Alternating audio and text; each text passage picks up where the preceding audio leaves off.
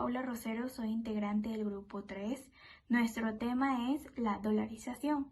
Para esto yo les hablaré sobre qué es la dolarización y en qué año surge en nuestro país. Entonces, la dolarización es el proceso por el cual un país adopta el uso de la moneda estadounidense o el dólar para su uso de transacciones económicas dentro del país.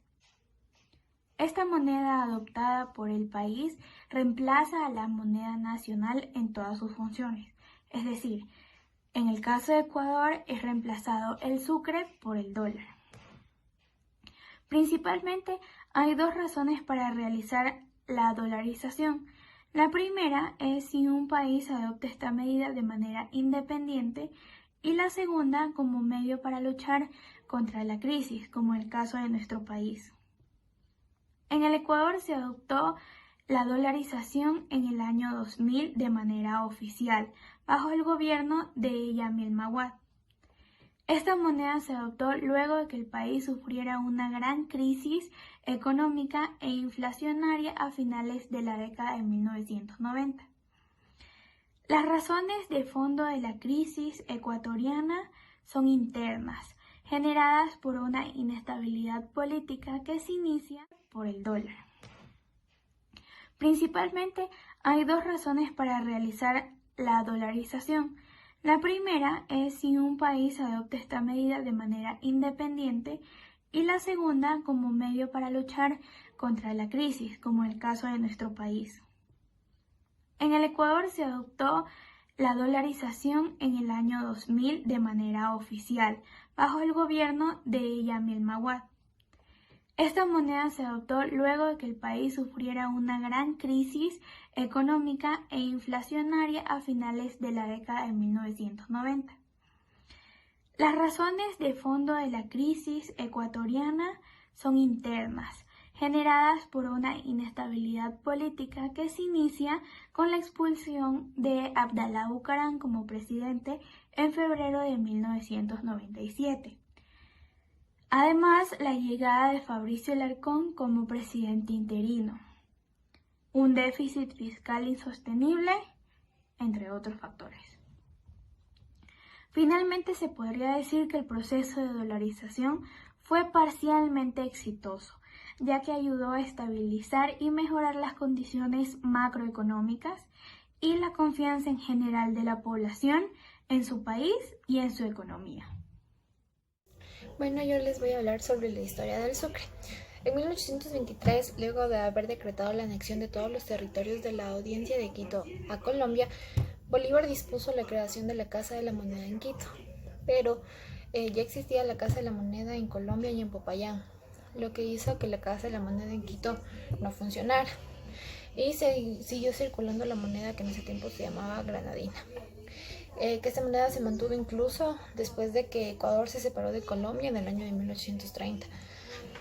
2 años más tarde, por decreto ejecutivo expedido por el gobierno del general Juan José Flores, se contramarcaron dichas monedas con las letras MDQ y de esa manera se convirtieron en las primeras monedas del Ecuador. Más tarde, por decreto ejecutivo el 12 de enero de 1833, el gobierno ordenó la acuñación de monedas de oro y de plata, que estuvieron hasta 1835, en el que el presidente de la República, el doctor Vicente Rocafuerte, expidió el decreto por el medio del cual se cambió el lema de dichas monedas. Pasaron de decir Ecuador en Colombia a República del Ecuador. Finalmente, durante el gobierno del doctor José María Plácido, en 1884 se estableció el sucre como unidad monetaria del Ecuador bajo el sistema decimal. En 1987 el gobierno y el Banco Central anunciaron que pondrían en circulación monedas de 5, 10, 20 y 50 sucres, los cuales tendrían también la impresión en braille para facilitar el uso a los no videntes. Dichas monedas entraron en circulación en los primeros días de mayo de 1989. Después se da la dolarización en 2000 y el gobierno de Yamil Maguad dolarizó el país, y a finales de agosto, cuando el país ya era gobernado por el doctor Gustavo Noboa, entraron en circulación las monedas de igual valor a las norteamericanas. y ya el 9 de septiembre se retiró la circulación definitiva del sucre y quedando como única moneda el dólar. Yo les voy a hablar de la dolarización y del uso de moneda, de una moneda extranjera. Los beneficios de la moneda extranjera es que primero elimina el riesgo de tener una devaluación, como es el caso del dólar, ya que la economía estadounidense es bastante sólida. El dólar es prestigioso dentro del mercado internacional.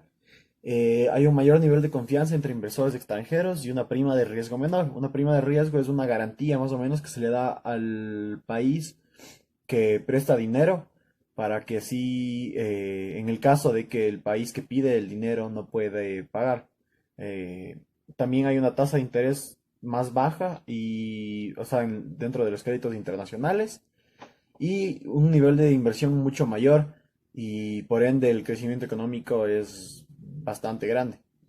También las relaciones económicas y comerciales son más estrechas con países extranjeros debido eh, al hecho de que la moneda es más fuerte, entonces hay más, tiene más prestigio y como que otros países o empresas quieren invertir en los países que usan esta moneda.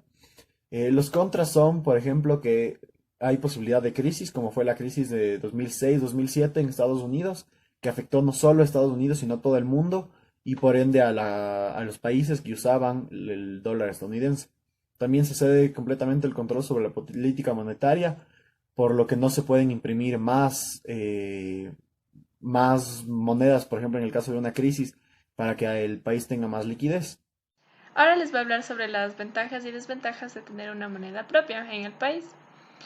Una desventaja puede ser que si tú tienes una moneda propia y esta se devalúa y tienes una deuda externa, esta deuda va a crecer afectando tanto al sector público como al privado. Por ejemplo, en Colombia al devaluarse su moneda en un 60%, su deuda creció en un 60% más.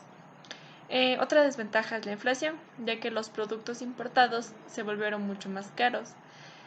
Otra desventaja es que se puede reducir el salario mínimo, creando mano de obra más barata, pero a un gran costo político.